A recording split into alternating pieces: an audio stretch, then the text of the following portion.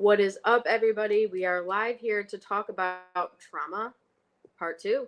I'm Alex from the Whole Health Collective, and this is Bridget from 5D Health, and we are here just to talk about pretty much whatever we want to talk about. We end up talking about holistic health, healing, consciousness, vibrational stuff, and basically what we do on a daily basis to help us feel better and feel good and hopefully inspire others to do the same.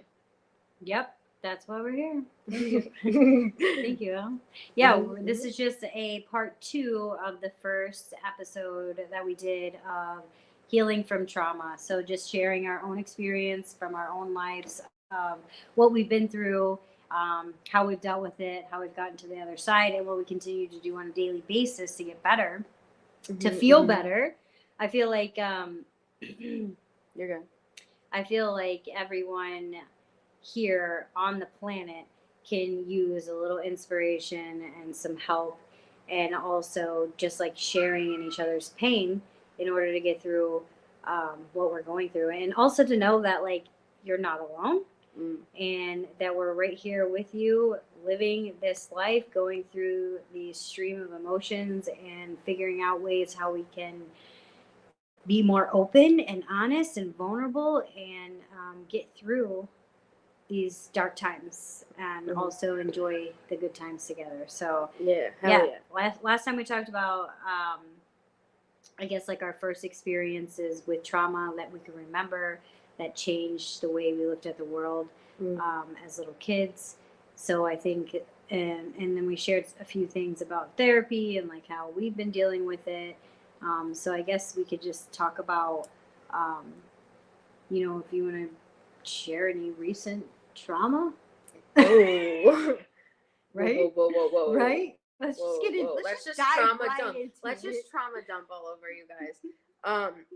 But something that like it really impacted me. I mean, obviously the cancer one's the one that like sticks out to me the most, like in adulthood trauma. Because I've been through traumas from like when you're a kid, like being bullied at school or like family stuff. I went through a lot of that as well. But in my adulthood life, like what has transformed me the most, I think, was my cancer diagnosis. And that's just because. Tell us a little bit about it. All right. So basically, how old were you?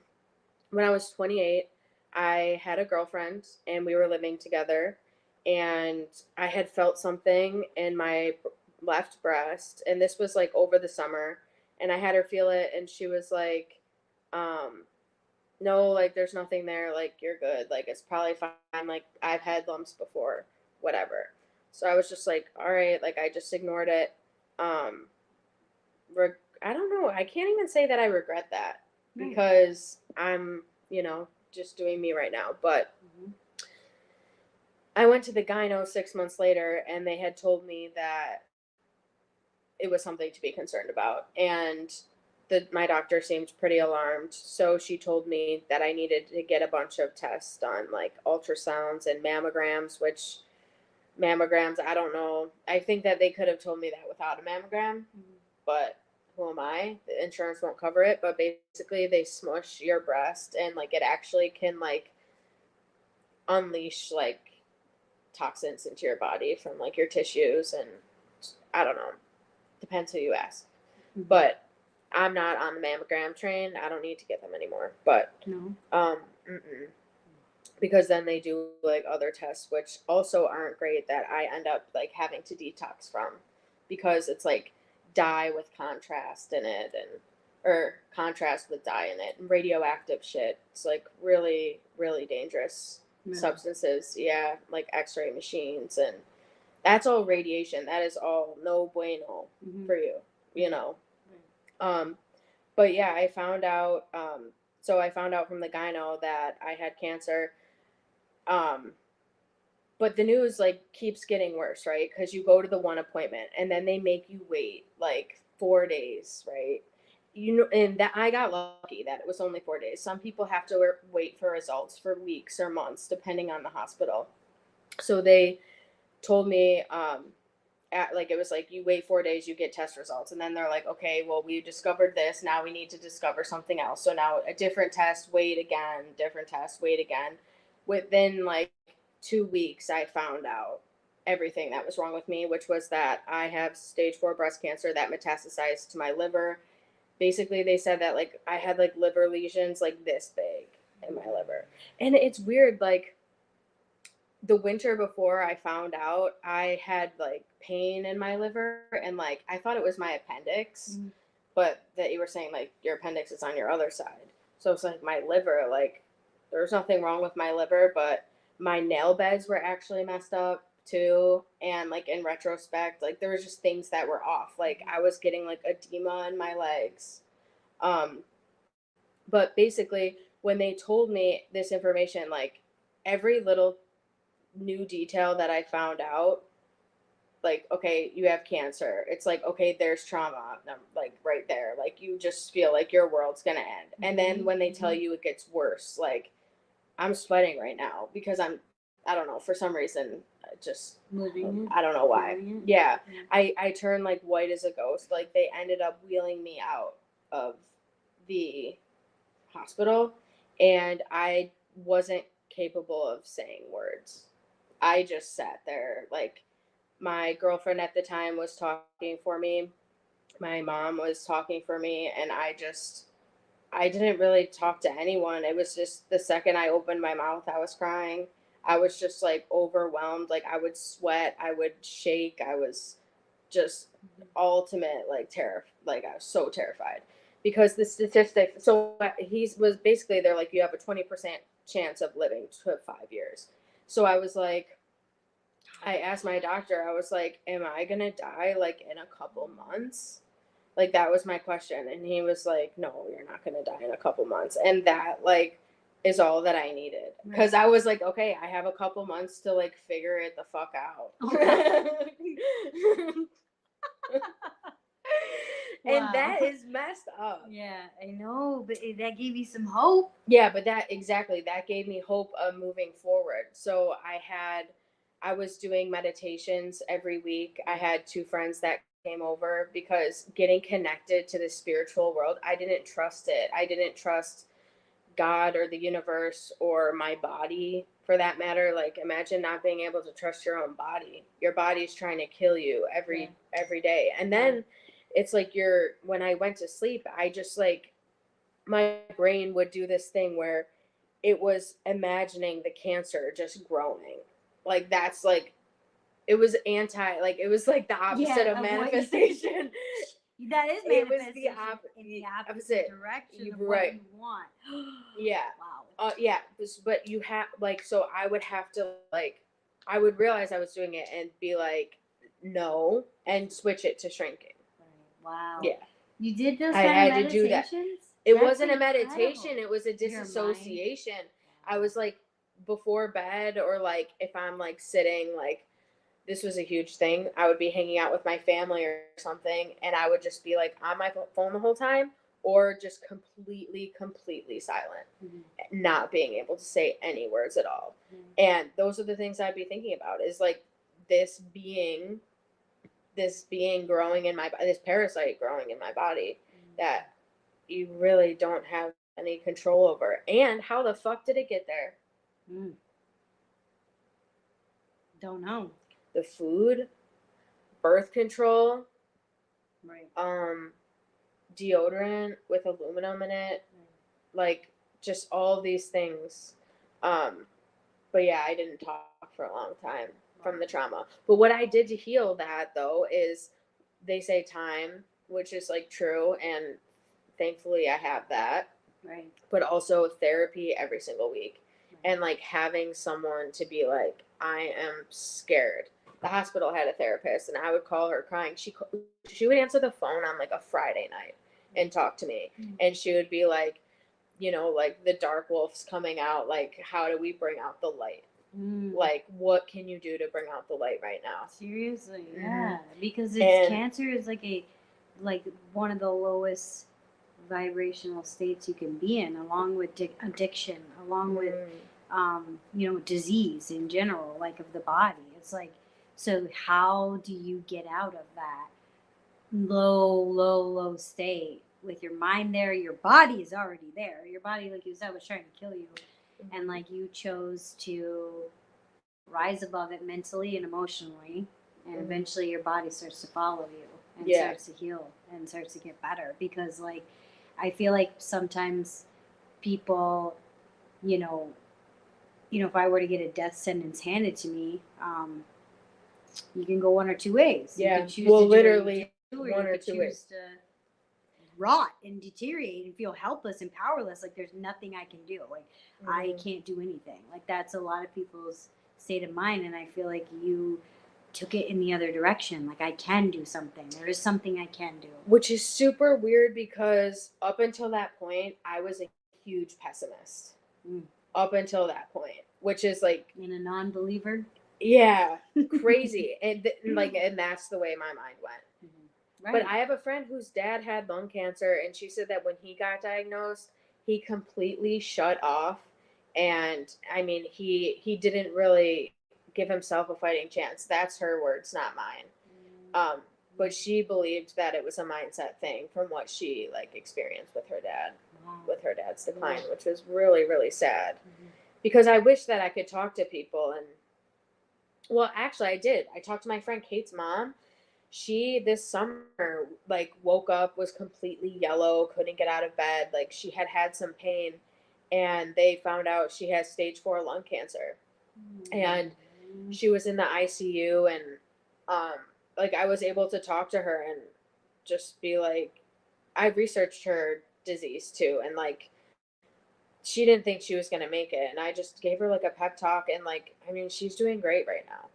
Like she's like almost going back to work. Someone who was on her deathbed, literally, when my friend went back to the hospital, they were like, "Your mom made it." Like they were like acting surprised.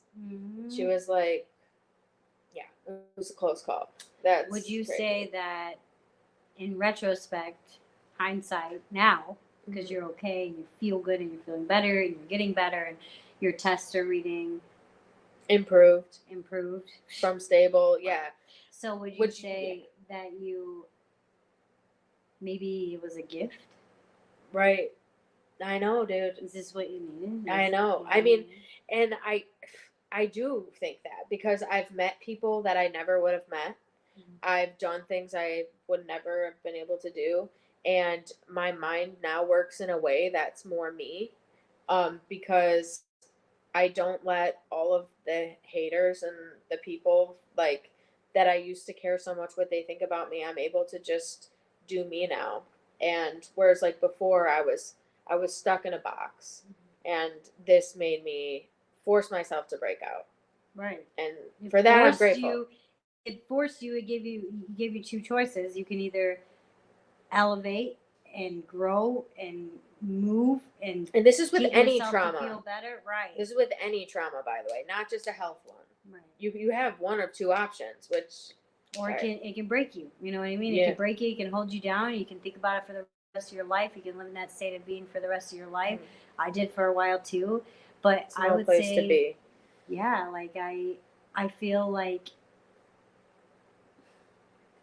I don't know. It's a very sad thing that happened, but it's also like now it's your gift and it's your power, and it's like you've taken it into your own hands and you decided not to be a victim of it, and you're fighting it, and it's amazing, and like I feel bad for the people who don't get to though. You know what I mean? Like there's still like a part of me that feels like really you feel guilt. like why me? Like maybe a little bit. That makes but sense. also like grateful and like I feel lucky.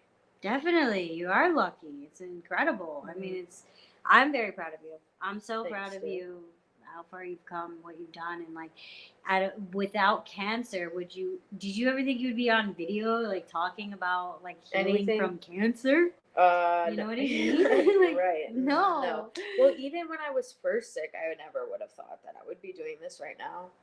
Right. I would be like scared or something. Definitely. But for sure. I mean, there's a little bit of that here and there because I'm human, but you know, we persevere and we get through that shit. We walk through it because the only way is through. That's in everything in life. Like I remember I don't know why I'm talking about this, but like when I had to teach yoga for the first time, like I Oh. didn't have confidence. Like it just wasn't ingrained in me. It wasn't there. And the only way I gained it is by doing it, by teaching over and over and over again. And you I just remember gain how it. scared you were. We Oh, I weren't was even that terrified. close though at that point. Wow. But I remember. I was terrified. But I couldn't do it without doing it, if that makes Right. sense. Like I wasn't just going to like pray and get confidence one day. Like it didn't work like that. And Well, and that's not how the universe actually works in that way, where like you have to just do it no matter what. You can't just wait for it to come or wait for it to happen or wait for the opportunity. The opportunity is going to only come by showing up and doing the next thing, right. which for you was teaching that class. Yeah, exactly. And then teaching another one. And Mhm. I personally, in my own opinion, for my first 10, 15 classes maybe, were absolutely terrible. They were a really terrible experience for me, for my students. But like Oh, I the had to students. get through it and just keep doing it and just keep in, like I had to like sit with all of that. Like I wanted to run out of the room. I'm so embarrassed. Oh my god, I messed up. I'm so stupid. All that shit that just came, that comes, you just sit through it and do it again, do it again, do it again, do it again until I got better. And now that's just who I am, So Yeah. with you, Well, and then I'm we can just mold ourselves into who we want to be. right. And That's what you we're did doing. that. Yeah. Yes, I mean I'm continuing to do it on a daily basis. I can choose like, oh, what am I interested in? What do I really like? What really sparks my heart? Like, what am I passionate about? And it's usually like off the wall. That usually in like a group of people, I would be like, oh, not not me. You know what I mean? Aliens. Yeah, aliens. Aliens.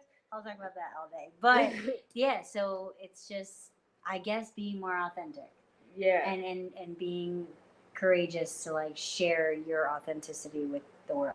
That's a very vulnerable thing to do. It's very vulnerable to talk about your chemo and your treatment and your cancer and your diagnosis on camera and with the intention to help somebody else. Like that's what you're doing with your trauma. Yeah, right. But when I think about it, like what happened, like when did I stop? When did I start getting out of bed again? Like there, you know what I mean? Like yes, I wondered. there that. was a time when I When did didn't get the out of switch bed, happen? and That's then what I I wondered. did. So What happened? Oh, I know. I know too. I met somebody. I was about to say she fell in love. I fell in She love with fell in somebody. love. Holy The shit, vibration Bridget. of love, the second highest form of energy on the planet, love, the highest vibration. Authenticity is the first, but second is love, and that will change your life. And when you feel that love, because really, when you fall in love with someone else, that was you're crazy. feeling that love inside of yourself. So you're igniting all of that energy inside of yourself. Even if it's for someone else, it's still inside your body. And Chemistry. yes, and I remember that whenever you fell in That love. is really interesting. That's what did it, and I hate that for me. Why? I hate that for me. Why? Because That's what you when it needed. doesn't work out or whatever. But yeah, but that's what you needed at the time. yeah, I know it. Yeah, thank God for that, dude. Because that really, I mean, you're forced to love. I mean, because you can't love somebody else until you love yourself. Mm-hmm. You know, that's just straight facts. Right. But that's what did it. Falling in love really changed me. Some people, I don't know, but also therapy and all the other shit that I did. Yeah. Because without therapy, I wouldn't even be open to be in a position where anyone would have been attracted to me in that state. Right. Yeah. That was your gift. But I just showed up as me everywhere.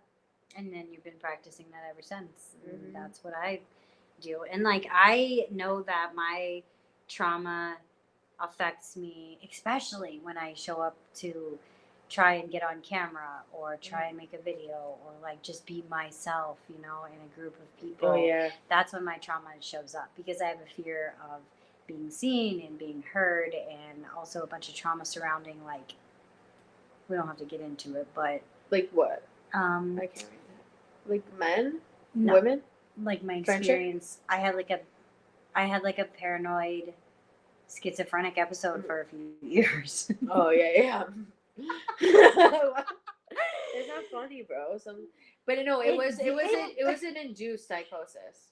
Yes, induced psychosis. Yeah, I awakened some my people actually chakras do without have that. knowing I was awakening my chakras, Yeah. and I kind of went crazy. And so, Yeah. yeah, that through that trauma, like I know I can feel it in my body too. Whenever it's coming up, like I used to like go into certain stores and it would come back up. Like I would feel that. Like it just felt like I just freeze. Low vibration, vibe change. Freeze. Yes. Did you get nauseous? Yes, I would get sick to my stomach, and I would get I would freeze, and like my brain would tell me that like something was happening, but I knew at this point because I was in like the present, but I knew it was from trauma from the past because I knew with my logical brain that was not happening and that was not real, but like my trauma was coming in saying this is happening, and it felt the exact same as if it was the past. It's pretty complicated, but like when you can like understand it and start to work with it in your own life and understand and kind of separate whenever it's present moment issues rather than trauma, which is past issues, it makes it a little bit easier to like identify and get to know yourself even more, so yeah. I was like a little bit disassociated there. You at the end. She was in her trauma. I was literally thinking about somebody who doesn't like the videos that I make. Oh, really? Yeah. And I was just like, it's like, I hate that feeling.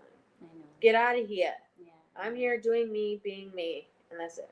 That's all we can do. And that's it. That's all we have. That's all I have is myself and who I am, my experience, what I've learned, what I do to help myself, and hopefully other people. Because if I can change and overcome what I went through my whole life, anybody can.